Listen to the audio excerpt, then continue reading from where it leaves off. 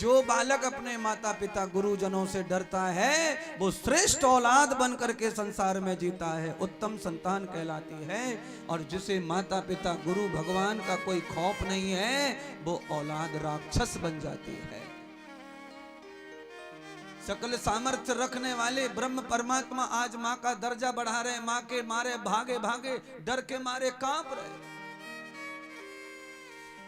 मैया पीछे पीछे भाग रही है, लाला आगे आगे भाग रहे हैं आंगन में। थक गई मैया, बलहीन हो गई भागते भागते, पर हाथ नहीं आए भगवान। क्यों? मैया को अभिमान और घमंड आ गया था अपने बल का कि आज तो यह सुधार के ही छोड़ूंगी, मेरे होते हुए ऐसा कर रहा है। मैया बन गई बबर शेर। तो भगवान कहने लगे ब्रह्म के आगे अगर जीव बबर शेर बनता है तो उसकी हार होती है, और परमात्मा के आगे अगर जीव हार जाता है तो भक्त की जीत हो जाती है। आज मैया जीतना चाहती थी जबरदस्ती डंडे के बल पर, इसीलिए शरीर बल से भगवान को नहीं जीता जा सकता, धन बल से भगवान को नहीं जीता जा सकता, मन बल से भी भगवान को नहीं जीता जा सकता। तन मन धन तीनों भगवान का अगर हो जाए तो भगवान को जीता जा सकता है।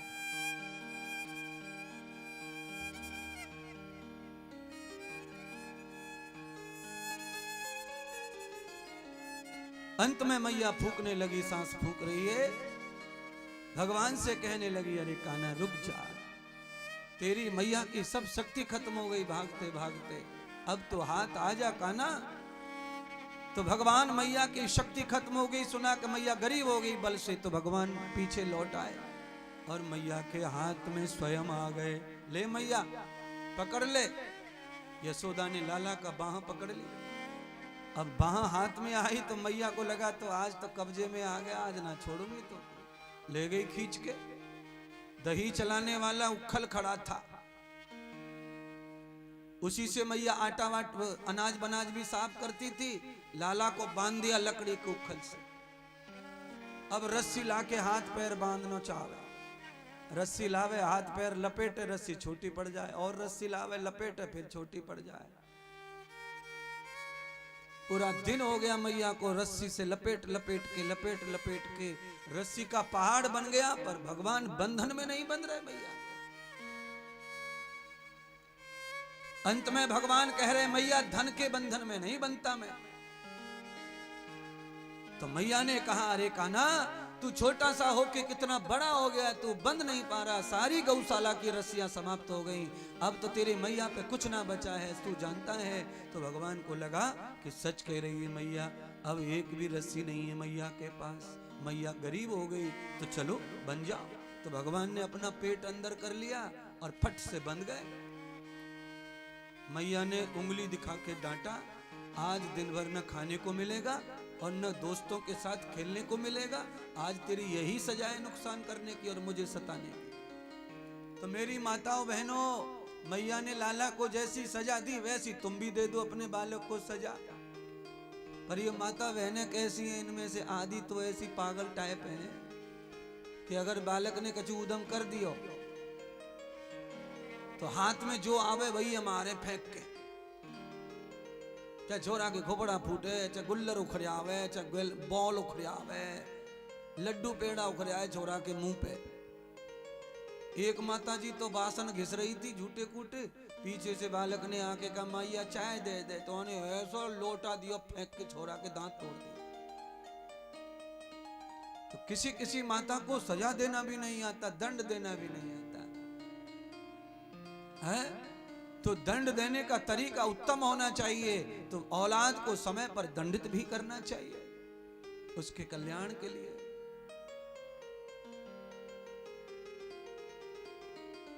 पूरा दिन भगवान को अकेले हो गया, मित्रों के बगैर बिना खेले। शाम के 5 बजे खेलने का टाइम हुआ। आप सब जानते होंगे पुराने जमाने में 20-30 साल पहले शाम के समय खेलने जाया करते थे बच्चे लोग। पहले खेलने का टाइम फिक्स था हर बच्चे का, शाम को 4 बजे के बाद स्कूल की छुट्टी हो करके फिर सब गांव के बच्चे स्कूलों में जाया करते थे ग्राउंड पे। अब तो वो जमाने लद गए, वो समय चले गए, अब कोई खेलने जाता ना कोई खेलता। अब सब अपने अपने में मस्त हैं, अकेले अकेले बैठे अपने अपने घर पे दरवाजे पे कुर्सी डालकर मोबाइल में थोपड़ो घुसेड़ रखो। मुर्गा बने बैठे रहते हैं कुर्सी पे, मोबाइल लगा के नाक और आंखन के बीच में, और उसी पे उंगली टेकते रहते हैं दिन भर, टप टप टप टप टप टप टप। बेटा क्या कर रहा है? तो कहा गेम खेल लो। बताओ ऐसा कौन सा गेम है? ये काय का गेम है? महाराज सब बुद्धि खराब कर रहा है। अरे गेम खेलने से शरीर बनता है, बॉडी बनती है, पसीना निकलता है, रिष्ट पुष्ट होता है, खून पचता है, पतला खून होता है, नालियां साफ होती हैं, हड्डियों में जान आती है। मोबाइल में गेम खेल के सब शरीर सुकड़ जाएगा, जाम पड़ जाएगा। गेम मोबाइल में नहीं, गेम ग्राउंड में जाकर खेल, और कुछ भी ना खेल तो दौड़ के आ। दौड़ने के नाम मत लो गुरुजी। कभी कभी भैंस के गाय के पीछे दौड़ना पड़े तो 61-62 करें सांसें।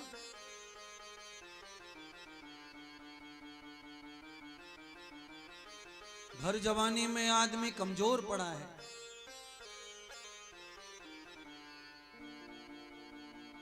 बाल गोपाल काना काना काना काना काना काना।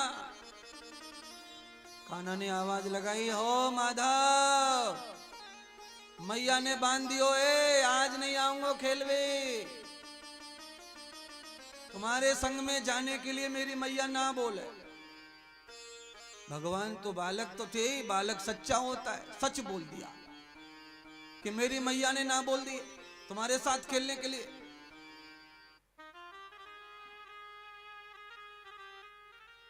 श्री दामा बोला, मैं तो लंगड़ा हूं कान्हा, मैं तो तेरी वजह से खेल लेता हूं, नहीं तो मुझे कौन खिलाएगा 1.5 टांके को? तू ही है जो मुझे खिलाता अपनी पार्टी में, तू आजा कान्हा। भगवान के सामने थोड़ा रोया सा मुंह कर लिया। भगवान ने कहा, भाई मित्रों से बढ़ के क्या होता है, चलो, इन गरीबों का कोई नहीं है मेरे सिवाय। ऐसा बोल के भगवान ने थोड़ी सी हिला डुला के देखा। जैसे भगवान ने हिलाया डुलाया तो हिल गो उखल। तो भगवान ने कहा थोड़ा खींच के देखो, खींचा तो खिंच गो। तो भगवान अंदर ही अंदर सोच ले, जैसे बाबा की गाड़ी को बैल ले जाते हैं खींच के, आज उखल को मैं ही बैल बन के खींचूंगा।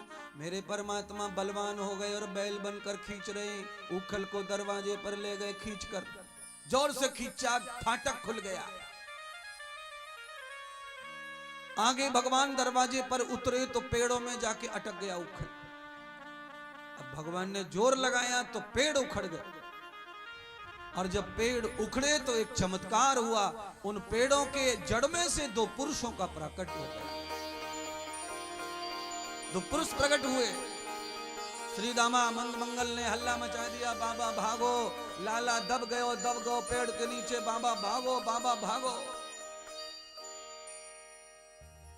नंद बाबा दौड़ के आए, देखा पेड़ जड़ से उखड़ गए हैं पर धरती पर गिर नहीं रहे हैं। दौड़कर भगवान को खोला, बाबा ने गोद में लिया, साइड में हुए, तब पेड़ गिरे। क्यों? क्यों? क्योंकि भगवान की इच्छा के बगैर पत्ता नहीं हिलता, तो पेड़ कैसे हिल जाएगा? नंद बाबा ने पूछा कि तुम कौन हो जो वृक्ष की जड़ से पुरुष बनकर प्रकट हुए हो? तो दोनों ने कहा कि हम देवता कुबेर के पुत्र हैं, मेरा नाम मणिग्रीव है और मेरा भ्राता नल कुबेर है। नारद जी ने हमें श्राप दे दिया था 5000 वर्ष पहले। नंद ने पूछा कि तुम देवताओं को नारद जी ने श्राप क्यों दिया? तो कहा हम धर्म स्थल पर नग्न होकर स्नान कर रहे थे बिना लंगोट के, और हमारी गुप्त इंद्री को हम प्रदर्शन कर रहे थे। नारद स्नान के लिए आए तो उनका अपमान हुआ हमारी इंद्री के प्रदर्शन के कारण। तो नारद ने हमें कहा कि जाओ लंगोट पहनकर स्नान करो, ये ठीक जगह पर गलत काम मत करो। ये पवित्र स्थान है, धार्मिक स्थान है, यहाँ सब नर नारी स्नान के लिए आते हैं, यहाँ नग्न नहाना तुम्हारे लिए उत्तम नहीं है। पर हम नहीं माने, हमने कहा नारद नहाना है तो नहा ले, नहीं तो दूसरी जगह नहा, हम नहीं मानेंगे, ये तो हमारा अधिकार है, हम जाएं जैसे नहाए। तो नारद ने श्राप दिया कि जाओ, तुम्हें गुप्त अंग को प्रदर्शन करने की सजा है कि तुम इंद्रिय विहीन वृक्ष की योनि में जन्म लोगे, तुम पेड़ पौधा बनोगे। अपने इंद्रियों का जो सही मर्यादा पूर्वक सम्मान नहीं करता, उसे अगले जन्म में पेड़ पौधों का शरीर धारण करना पड़ता है,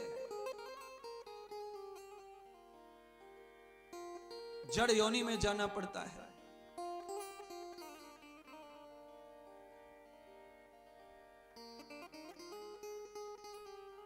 तब नारद जी से रो करके हमने चरणों में माफी मांगी।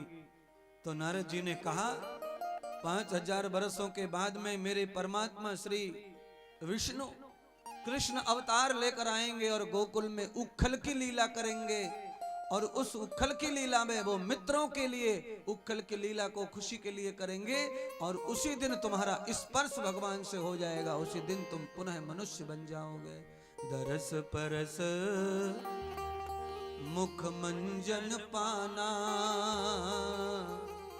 मिटे पाप कह वेद पुराण। अच्छे महापुरुष का दर्शन, अच्छे महापुरुष का स्पर्श हमारी जड़ता को मिटाता है और हमारे अंदर चेतनता पैदा करता है। इसीलिए मैं तुमसे प्रार्थना करूंगा कि अच्छे महापुरुष कभी क्षेत्र में आए तो काम छोड़ के जाओ, उनको प्रणाम करो, उनका नेत्र दर्शन करो। अगर वो छू के दर्शन करने दें तो पैर छू के दर्शन करो। अपनी जड़ता को, अपने जन्म जन्म के पापों को नष्ट करो। संत महात्मा प्रभु का दर्शन इतना लाभकारी होता है। भगवान के स्पर्श मात्र से कुबेर के पुत्रों का संपूर्ण दोष नष्ट हो गया और वो कृतार्थ हो गए। आज भगवान अपने मित्रों के साथ में क्रीड़ा करने के लिए यमुना के तट चले गए। शाम को लौट के आए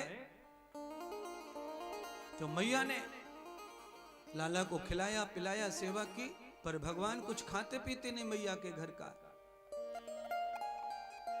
आज भगवान ने खेलते खेलते मित्रों से पूछा था, हे श्री दामा मुदमंगल, तुम्हारे घर में तो मक्खन मिश्री सब है, पर तुम इतने कमजोर क्यों हो? तो श्री दामा मुदमंगल माधव सब रो पड़े और भगवान को कहा, देखो कान्हा, हमारे घर में सब कुछ है पर हमें खाने को नहीं मिलता है। हमारी मैया सब बांध के मथुरा ले जावे बेचने के लिए और वहां से कुछ कर पैसा लेकर आती है घर चलाने के लिए। और सच कहा, जिस घर में 2-4 भैंस गाय पलती हैं वहां दूध दही घी ये सब भरपूर होना चाहिए, पर कुछ लोग दूध दही नहीं करते, घर में पूरा का पूरा दूधिया को बेच देते, आधा लीटर अलग से निकाल कर चाय बनाकर पीते हैं और पिलाते हैं, और 15 लीटर दूध सब बांट दिया, टंकी में भर दिया। ऐसे घर के भगवान जो हैं बड़े नाराज रहते हैं, ऐसे घर से परमात्मा प्रसन्न नहीं रहते हैं। भागवत में तो लिखा है कि जिंदगी में गाय का दूध नहीं बेचना चाहिए। अगर गाय का दूध कभी है अपने घर में तो उसे वितरण करो, साधु महात्मा संत गरीब भिखारी को दान करो, और पूरा परिवार पेट भर के दूध पियो, बछड़ों को पीने दो। बचे तो दही बनाओ, दही खाओ, दही भी बचे तो छाछ खाओ, मक्खन खाओ। अरे महाराज, जिंदगी भर तंदुरुस्त बने रहो। जो बेच रहे हैं वो संभर जाओ। गलती हो जाती है, कोई बात नहीं है। ज्यादा है, उपयोग से दूध ज्यादा है तो गरीब गुर्रों में थोड़ा बांट दो, और गरीबों से चिढ़े तो साधु महात्माओं को बांट दो। साधु महात्मा भी खाने को दौड़ रहे हैं तो खुद ही कुआं में कूद के मर जाओ।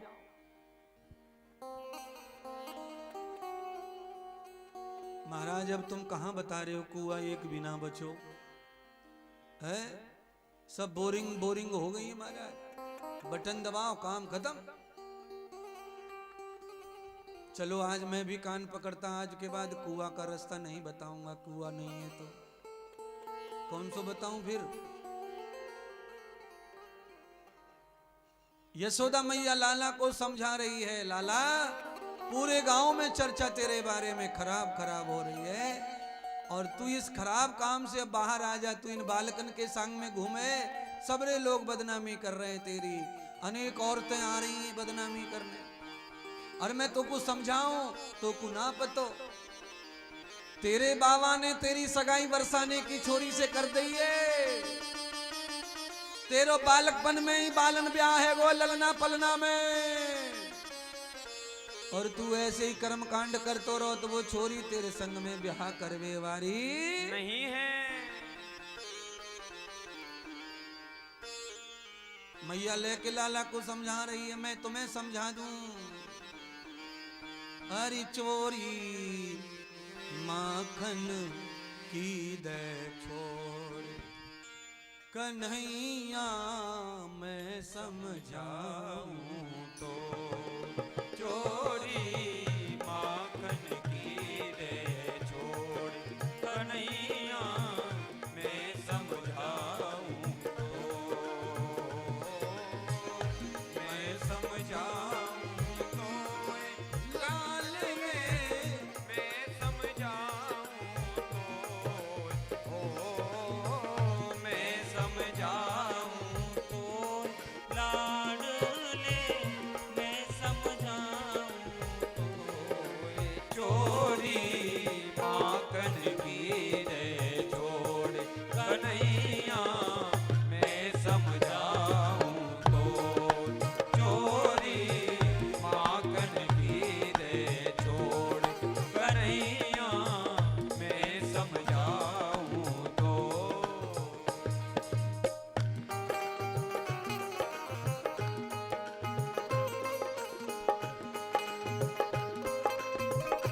श्री हरि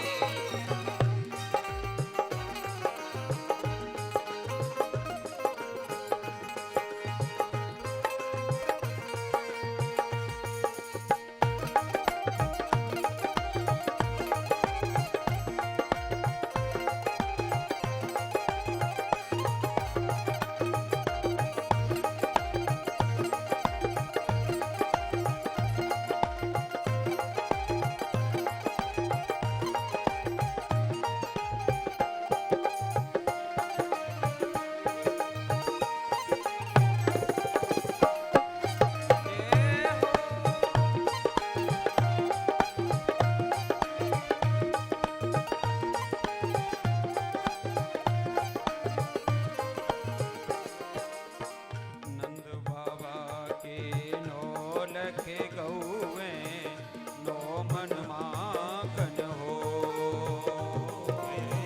नंद बाबा के नौ लख गौवे नौ मन माखन हो। हरि बोल।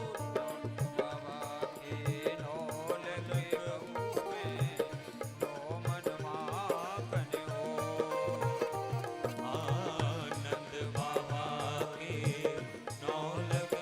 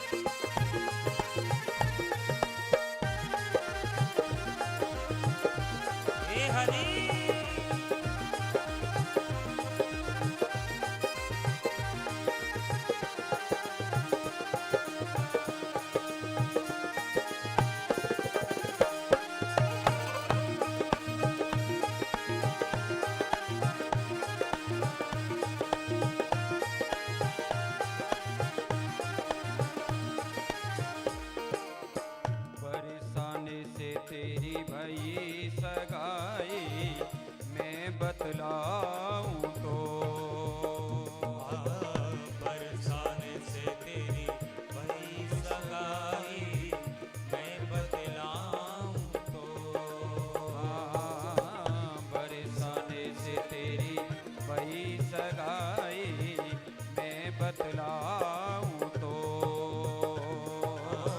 बरसाने से तेरी भई सगाई मैं बतलाऊं तो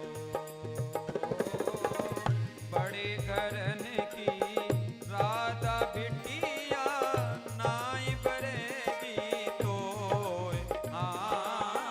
बड़े घरन की राधा बिटिया नाई बरेगी तो चोरी माखन की दे छोड़ कन्हैया मैं समझाऊं तो चोरी माखन की दे छोड़ कन्हैया मैं समझाऊं तो चोरी माखन की दे छोड़ कन्हैया मैं समझाऊं तो चोरी माखन की दे छोड़ कन्हैया मैं समझाऊं चोरी माखन की दे छोड़ कन्हैया मैं समझाऊं तो चोरी माखन की दे छोड़ कन्हैया मैं समझाऊं तो कन्हैया मैं समझाऊं तो कन्हैया मैं समझाऊं तो कन्हैया मैं समझाऊं तो सच्चिदानंद भगवान की जय हो जय जय श्री राधे राधे श्याम। बोलिए श्री सतगुरुदेव भगवान की जय हो। मैया ने लाला को समझाया कि तेरी बड़ी शिकायत आने लगी है कान्हा, और तू इतने घर में बड़ा पैदा हुआ है तो गोपियां तेरे ऊपर बड़े बड़े आरोप लगा रही हैं। एक गोपी ने तू ऐसो आरोप लगायो है कि तू के पल्लू खींच के भाग दो। ये हमारे घर की संस्कृति नहीं है पुत्र। किसी महिला का पल्लू खींचना ये बड़ा अपराध है। पर भगवान तो थे 5 वर्ष के। दूसरी गोपी ने ऐसी शिकायत की है कि तू उसके गाय के बछड़े खोल आया, सब दूध पिला दिया, पूरे हफ्ते भर तूने ऐसा ही किया। तीसरी गोपी ने शिकायत की कि अरे मैया तेरो लाला मेरी दही की मटकी ये फोड़ आयो। मैं मथुरा जा रही थी दही बेचने, यमुना तट पर लाला ने मुझे रोका, मैं नहीं रुकी तो उसने पत्थरी मार दी। मेरी सास ने कितनो कलेश करो। लाला ये सारी बात तेरे पिता के मान सम्मान को गिराने वाली है। और दूसरी बात यह है कि ब्याह शादी में इन सब बातों की जगह नहीं है। तेरे ऊंचे घर से विवाह की बात चल रही है राधा रानी के बरसाने से, और तू ऐसे कर्म कर रहा है। यशोदा मैया समझ नहीं पा रही है कि मेरे कान्हा ऐसी लीला क्यों कर रहे हैं। तो कहते हैं इस लीला के पीछे भगवान का कारण क्या है। तो कहते हैं कि भगवान चाहते हैं कि गाय का दूध सबसे पहले गाय के बालक को प्राप्त होवे, और जब गाय का बालक तृप्त हो जाए तो जो सेवा करने वाला है उसके बाल गोपाल को प्राप्त होवे। तो गोकुल में उल्टी गंगा बह रही, न तो बछड़े और बांसुरी को और न ग्वाल वाल के बच्चों को, सब मथुरा बेचने में बिजी। बस जो हो रहा 2 लीटर तो 2 लीटर, 10 लीटर तो 10 लीटर, सब मथुरा डेयरी पे डाल रहे थे। और वो राक्षस कंस गोकुल के दूध से धन कमा कमा करके बड़ा हो रहा है। वो तो मामा मेरा दुश्मन है। काम करे गोकुलवासी और गाय के दूध का पैसा कमाए कंस। इसलिए मैया गाय का दूध पूर्ण भोजन होता है। गाय के दूध पर ही जिंदगी भर रहा जा सकता है, उसमें सारे के सारे गुण संपन्नता होती है। और ये ग्वाल वाल बेचारे भूखे मर रहे, दूध का स्वाद तक नहीं देखा, मक्खन मिश्री नहीं खाई कभी रोटी पे धर के, तो क्या गाय और क्या सेवा।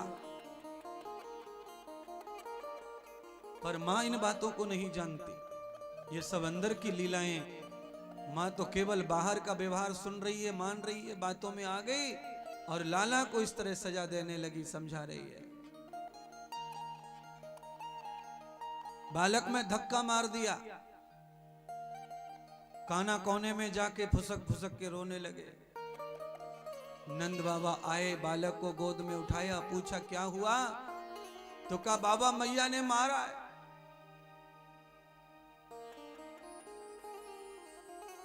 गोद में उठा लिया। हम दर्द करने लगे नंद बाबा कान्हा की, और यशोदा मैया को डांटा। कान्हा रोने लगे, चुप नहीं होते। तब नंद ने पूछा, हे बालक, अरे कान्हा, लाला क्या लेगा चुप होने का? तो भगवान कहते हैं बाबा मुझे कुछ नहीं चाहिए, अगर मुझे खुश देखना चाहते हो तो आज मुझे गायों की सेवा के लिए अपने ग्वाल वालों के साथ में भेज दो। नंद बाबा तो कुदक कुदक के नाचने लग गए। नंद बाबा ने कहा बेटा तेने तो मेरे मुंह की बात छिना ली, ले लड्डू घी खा ले तू पहले तो। हाँ, मेरे को तो ऐसा लगे हो तू या युग में पैदा हुआ है, गाय की सेवा करेगा कि नहीं करेगा, सब गैया कहीं बेकनी ना पड़ जाए, पर तैने तो लाज रख ली अपने बाप की। नंद बाबा के 9 लाख गायों का लंबा चौड़ा कुनबा। आए नंद बाबा को कन्हैया जी ने कहा बाबा मैं तो गैया की सेवा करने जाऊंगा। नंद बाबा ने कहा कि बाप की काम को, बाप की संपत्ति को बढ़ाने के लिए ऐसा ही आज्ञाकारी पुत्र चाहिए। जब घर का ही इतना सेवा है तो बाहर जाके नौकरी चाकरी क्यों करना? अरे कान्हा तुमने तो कल्याण कर दिया। यशोदा देख ले कैसो भाग्य से बालक पायो। स्वयं गायों की सेवा करना चाहता है, अपने पिता की जिम्मेदारी को अभी से समझ रहा है। यशोदा मैया ने की चुप रही हो, अपनी तरह छोरा ग्वारिया बना दियो ना, देख लियो तुम, जैसे खुद वैसो ही छोरा करवो चाह रहे तुम। भगवान जोर जोर से थोड़े रोने लग गए। अब भगवान के रोने को खुशी में बदलना है तो काम तो करना पड़ेगा। कैसे चुप होगा? गैयन के पीछे भेज दे तब चुप होगा। जाओ जी लाला को बढ़िया बढ़िया वस्त्र लेके आओ। नंद बाबा दौड़ के बाजार में गए, पीली धोती, पीला पीतांबर और पीली पगड़ी लेके आए। सिर के ऊपर मोटी पगड़ी बांधी, धूप न लगे। पीले वस्त्र से संपूर्ण अंग ढक दिया। यशोदा मैया ने लाला के वेशभूषा को देखा, दौड़ के गई, हाय राम मेरा छोरा कितना सुंदर दिखे। पगड़ी पहन के, पीतंबर डाल के, रोटी सेकने को तयो धरियो आंगन में, बई पैसे उंगलियां लपेट लाई कारों से, और लाला के माथे पे बड़ा सा टिपका लगा दिया। हाथ में काठी पकड़ाई, कृष्ण गोपाल बन गए। यशोदा मन ही मन संकोच करने लगी, हे विधाता मेरा बालक तो देखो गैया चराने के लिए ग्वाला बना है, तू कितना सुंदर दिखता है। पीछे से हाथों की उंगलियां चटका चटका कर नजर उतारने लगी, लाला की बलैयां उतारने लगी।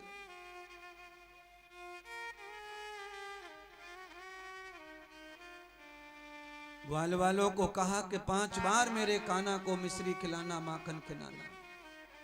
वो मांगता नहीं है, बिन मांगे 5 बार पूछना भोग के लिए, और धूप ना लगने देना कान्हा को, वृक्ष के नीचे बिठा के रखना, और शाम को ही कान्हा वापस आ जाना, वहां ज्यादा जंगल में नहीं रहना गायों के साथ। भगवान कह रहे मैया एक बार निकर तो जान दे गोकुल से, आनो न आनो वो तो हमारे हाथ में। पहले तेरे ममता से मोह से निकले तो सही है दुनिया से।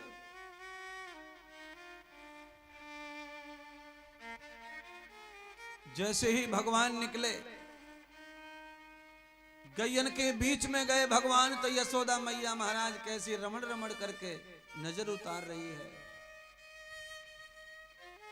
यशोदा मैया से रहा नहीं गया। त्रिविधौरवर संत मूल बंधौ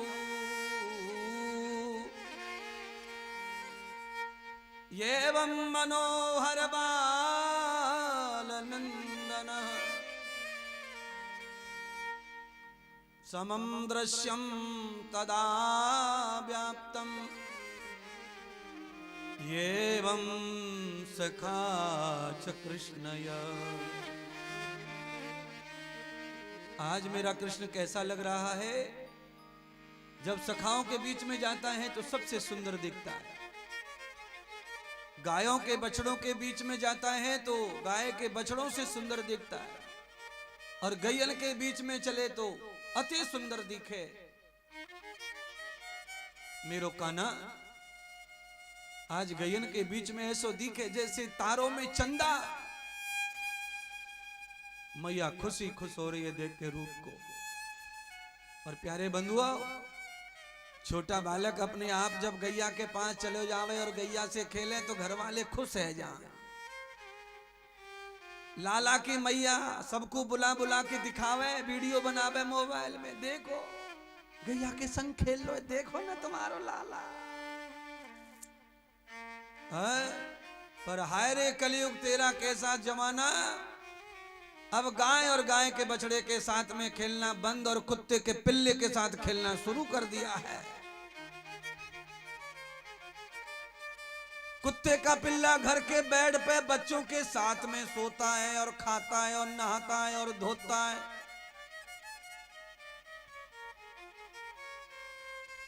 जिस गाय के बछड़े को शिवजी अपने दरवाजे पर बिठा के रखे हैं, उस गाय के बछड़े को तो बच्चे को छूने ना देते। अच्छा बेटी उधर मत जाओ, उधर गाय का बच्चा है, गंदा कर देगा, गंदा। ओहो, हवन कुंड को पवित्र करने के लिए गाय का गोबर होना, और ये मॉडर्न मम्मी का बच्चा गाय के गोबर से गंदा हो रहा है। बेटे गंदा गोबर है, गोबर गंदा हो जाएगा। अच्छा कुत्ता के गोबर से क्या पवित्र हो जाएगा जो बेड पर पुचकारी मार रहा है? टांग उठा करके सीधा तकिया पे स्नान करा रहा है। और मम्मी आई, मम्मी आकर के टीमू को क्या कह रही है, कुत्ते के पिल्ले को, नालायक इधर बाथरूम कर दिया। अच्छा गैया का बाथरूम लाभ जल्दी से पवित्र कर बेड को। गाय का मूत्र लाएगी तो पवित्र हो जाएगा बेड, पर कुत्ते के पीछे पड़े सबके सब। मुझे विरोधी मत समझो कुत्ते का।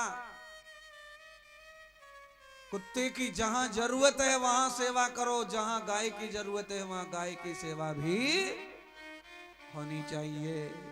कुत्ते से प्यार करो, तुम्हारी भाषा समझता है, तुम्हारी सेवा समझता है, बदले में चुकाना चाहता है, चुकाता है, वफादार होता है, पालो पोसो। पर कुत्ते के शरीर में जो विषाणु और जीवाणु होते हैं वो अच्छा खिलाने से दूर नहीं होते।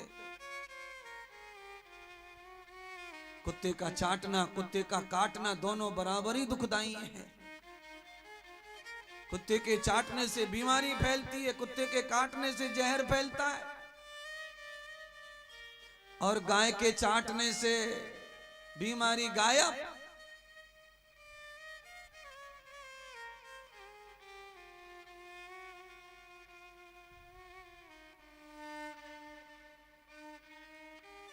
इसीलिए दोनों जीवों की सेवा करो। एक जीव तुम्हें लाडला प्यारा लगता है, दूसरे से प्यार करो। अगर वो गौ माता न होती तो आज तुम ना होते सृष्टि पर। श्रीमद् भागवत तो यही बताती है। एक दिन निकला, 2 दिन निकले, 3 दिन निकले, 4 महीने, 6 महीने, साल भर निकल गए, कान्हा लौट के नहीं आए। त्रिविधम पदान युक्तानां मेधम सर्व क्रीडया भगवान ऐसे रचपच हो गए गैयन के साथ में कि भगवान जब बांसुरी बजावे तो गैया खामे, दूसरी बांसुरी बजावे तो गैया पी में, तीसरी बांसुरी बजावे गैया सो जाए। गायों को इतना ज्यादा भगवान ने पालतू बना लिया कि बांसुरी के इशारे पे काम करे गैया। और गाय इतनी बुद्धिमान होती है कि वो सच में इशारे पर काम कर सकती है। गाय तो गाय, गाय का बैल भी इशारे पर काम करता है।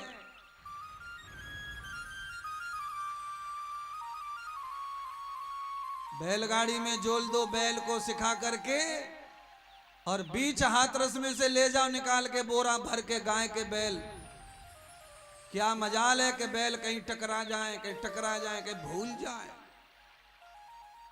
पहले तो महाराज हल जोता करते थे बड़े बूढ़े बैलों से, खेत में से ही ऐसे ही रस्सी डाल दे, हल खोल दिया और बैल सीधे घर आ जाते, अपने द्वार पर आकर खड़े हो जाते महाराज। गाय दिन भर कहीं भी रहे, शाम को घर आ जाती है। अगर तुम्हारा पालतू कुत्ता भी दिन में बिछड़ गया तो घर नहीं आएगा लौट के, ध्यान रख लियो।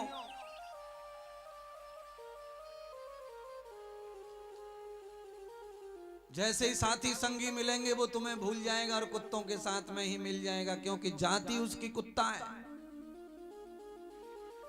गाय अगर पालतू है तो 1000 गायों में दिन भर रहेगी, पर शाम को अपने आप अपने स्वामी के पास आ जाएगी, मालिक के पास आ जाएगी। वफादार कुत्ता होता है, उससे 1000 गुना वफादार गैया होती है।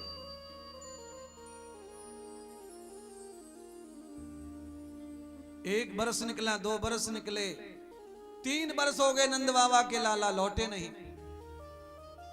पुराने जमाने में गैया चराने वाले निकल जाते थे तो आते नहीं थे 2-4 साल। सब पर्वतों पर गैया चराते चराते आज नंद बाबा ने उपनंद को भेजा, जाओ कान्हा को बुला के लाओ। जब से कान्हा और गैया गए हैं ब्रज से, तब से बारिश नहीं हुई है, अकाल पड़ा हुआ है। बंधुओं बताना ये चाहती है भागवत, गाय रहेगी तो गाय का घी और दूध और गोबर होगा, गोबर होगा तो कंडे गौरी होंगी, और ये सब होगा तो कभी कभी हवन होगा, यज्ञ होगा, यज्ञ हवन होगा तो समय पर बारिश होगी, बारिश होगी तो समय पर अकाल दुकाल नहीं पड़ेंगे। अब फरवरी में बारिश हो रही है और जुलाई अगस्त सूखो, सब उल्टी गंगा बह रही है। देवता भी उल्टे पुल्टे कर दिए तुम्हारी वजह से। क्यों? पहले हवन के धुआं उड़ते थे, अब बीड़ी के धुआं उड़ रहे हैं, सिगरेट का फुक्का चल रहा है। पहले लोग थाली में सिरा सिरा के दूध पीते, बाजरे की रोटी रबड़ के खा जाते। अब लोग बिस्की पी रहे हैं महाराज, बोतल खोल के कांच से कांच टकरा रहे हैं। 5 महीने वर्षा होती थी जब मैं छोटा था बचपन में, इतनी वर्षा कि महीनों पानी सूखना था, खेतों में से भरा ही रहता, कमर कर पानी में से घास फूस काट के लाते बड़े बूढ़े। कहां बदल गई दुनिया, कहां चली गई। अब पानी की बरसात देखने के लिए आदमी तरस रहा है। अब तो भूल से वर्षा हो जाए ना तो लोग मोबाइल में वीडियो बना लेते हैं, अगले साल देखेंगे जाए, पड़े न पड़े का भरोसा। क्यों? हर घर पे मोटरसाइकिल खड़ी है पर गैया कहीं दिख नहीं रही है। 2-4 दरवाजे पे गैया बची है। सब धुआं फेंकने वाली गाड़ियां आ रही हैं सुविधा के लिए।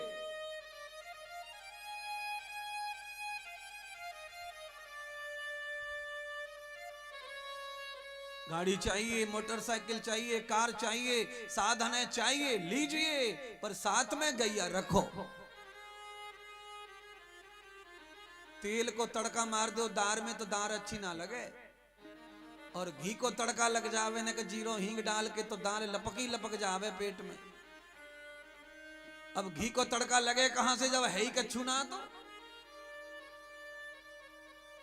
है यमराज की मैया पाल रखी है, भैंस पाल रखी है सबने।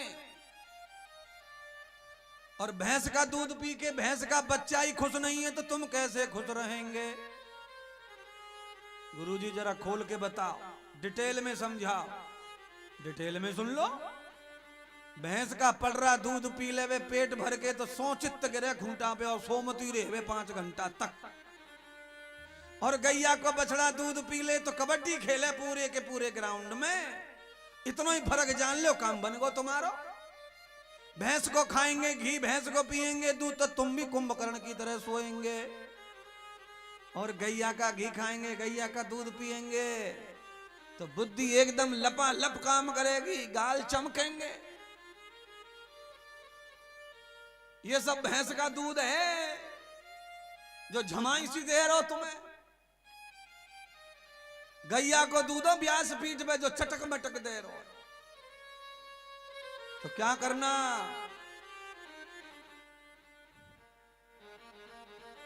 सब गैया खरीदो, नहीं खरीदना है तो कोई बात नहीं है, इधर से उधर से सेटिंग लगाओ, दूध गैया को आन दो।